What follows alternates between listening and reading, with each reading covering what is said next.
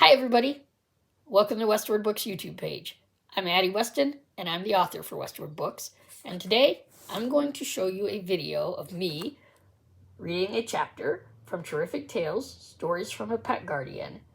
And the cool thing about this is that it is a video taken at my book signing party. This was my very first book, and my sister, who is my favorite sister, my only sister, but my favorite sister, did an awesome thing for me and threw a book signing party. So family came, friends of family, everybody wanted autographs. So I signed a bunch of books that day. We had food, I gave a speech, and I read a chapter from Terrific Tales. It was one of the coolest things my sister has ever done for me, and she's done a lot of cool things for me. It was really fun, and I have tons of photos from that day, and I have this video. So I thought you all might like to see it.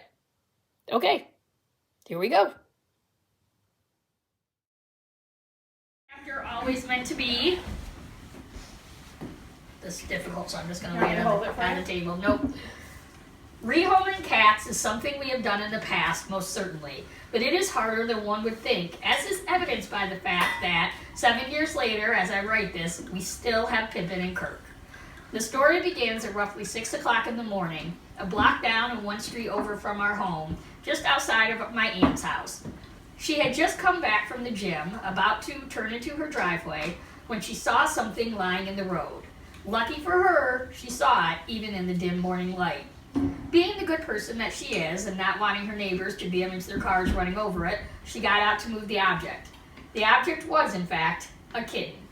A small, dark-colored tiger cat with big green eyes that took up almost his entire face. He wasn't more than 3 weeks old. What to do with it was my aunt's first thought. She had to start work. Clients would be arriving to her in-home daycare at any moment, and she certainly couldn't bring the kitten into the house with her dog at any rate. Of course, because we apparently have a reputation in the family as the go-to cat ladies, I am both offended and pleased by this, she thought of us. So as my sister was nearly ready to walk out the door to work, my aunt showed up on her doorstep. "Help," she said, and presented the kitten to my sister with desperation.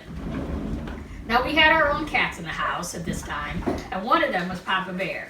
Papa got his name by being an unbelievably attentive parent to his own kittens, 2 of whom were living with us during all of this, though they were nearing 9 years old already, so kitten was no longer a fitting word for them.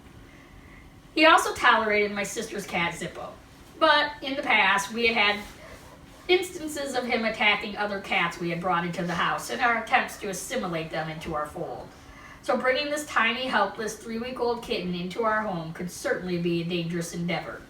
For the moment, my aunt and my sister put the little guy downstairs in our guest room, leaving him a small amount of wet food and water, and went on their way to work. A few hours later, after having heard the story from her mother about finding a kitten in the road outside her home, our cousin headed over to my aunt's house to pick up something or another. On the front steps of the house, she stopped, listened, and heard a small pained cry. She followed the noise to the bushes in front of her mother's home, crawling around on hands and knees, attempting to find the source.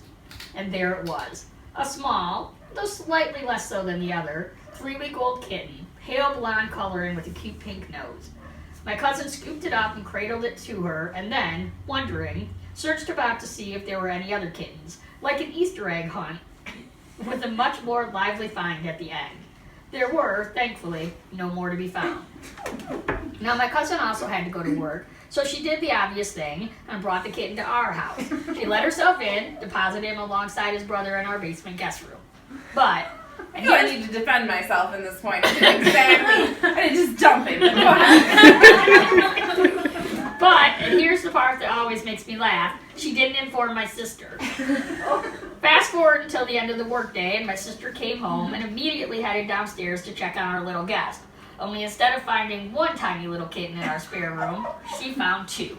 She thought they were multiplying like gremlins. Someone must have spilled water on them.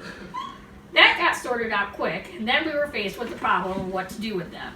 We already had 4 cats in the house. We couldn't keep them, surely. Though for the time being we did, tucked away safely in a rabbit hutch in my sister's room, where the other cats could check them out and not get at them.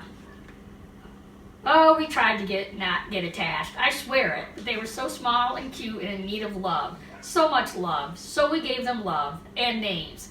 Yes, we gave them names. But it was an accident, I swear. You see, the new Star Trek reboot movie had just come out, and upon coming home from it, riled up on the light ways of Jim Kirk, we declared the tiny tiger cat to be named James T. Kirk. It felt unfair to name one and not the other, so we looked to our beloved The Lord of the Rings for a name for the blonde kitten. At first, we went with Eleanor, mistaking the beauty of the blonde cat for a female. As soon as we got them into a vet for a checkup, we realized our mistake. Not the first time I have done this with a cat, let me tell you. And went with Pippin. Pippin and Kirk. But we still intended to rehome them, I tell you the truth. Lucky for us, a community garage sale was happening that month and we were participating. So next to the chair and table where our cashier was to sit, we put the rabbit hutch with 2 small kittens inside. Even if our hearts were breaking just a little to get rid of them, we should have known they were already ours. We found Pippin a home right away with a 9-year-old girl who lived down the road. She had 2 small toddler-aged brothers, and her mother felt she needed something in the home that was just hers, that her brothers couldn't claim. We were sad to see him go, but we felt he had a good home. Then I was tasked with the job of finding a home for Kirk. I want him gone by the end of the day, my sister said, though not unkindly. We both knew what would happen if he didn't have a home before the garage sale was done. We were determined not to add another cat to our home. And so it was that as people came to buy, I would say, "Would you like a kitten? Look how sweet he is. Look at his big, beautiful eyes. You're such a pushy salesman, like selling used cars over here," my cousin told me. "I was told to find him a home," I replied. I wasn't going to fail this job. Spoiler alert, I failed this job. By the end of the weekend, Kirk had not found a home. "Well," my sister said with a sigh, "I guess we have 5 cats now." She held Kirk close and kissed his head. She didn't seem all that upset about it. Then a horribly sad thing happened just a week later. The following Saturday morning, someone came to the door. My sister answered it to find the mother and young girl who had taken Pippin, the beautiful blonde kitten, clutched in the child's arms. "We can't keep him," the mother said. The little girl was crying. "My young sons are too rough with him," the mother said. It seems Pippin loved his new little girl, but while she was at school, the little ones played far too rough with him. Poor little Pippin cowered under the couch or bed in fear all day. "I'm afraid they'll really hurt him," the mother said. The little girl held out a blanket and a stuffed toy. "This is Pippin's blanket," she said. My sister smiled that they had kept the name. "And this is his favorite toy." The girl cried the entire time, and her mother had to pry her from the house. I can't imagine how hard of a decision that must have been, and I applaud them for making it. But Pippin, well, he was happy to be back in our home, and immediately jumped on Kirk's back and hugged him tight. He had his brother back, and in the end, it seemed he needed a litter, a whole litter, which is what he got in a house that now had 6 cats and 2 ladies, all waiting to be his forever family. When I woke later that morning, my sister said to me, "They brought Pippin back. He is ours now." I was not in the least bit upset by this turn of events. Sometimes we tell them little stories. Pippin especially loves a good story. And my sister's favorite is the one about how they both peeked over the side of a cloud, way up in the sky, looking for their mommy. Only they leaned too far over and fell down, and plopped onto the road outside Auntie's house. They had seen their mommy, but they missed their landing. Lucky for them, Auntie scooped them up and brought them home, where they were always meant to be.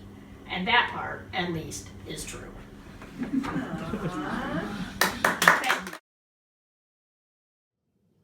Okay, I hope you enjoyed that. As always, you can find Westward Books on Facebook. That's the best place to follow us. You can also find us on YouTube and X. And if you're looking for the books, they're under my name, Addie Weston, on Amazon. Thanks so much for listening, and have a great day.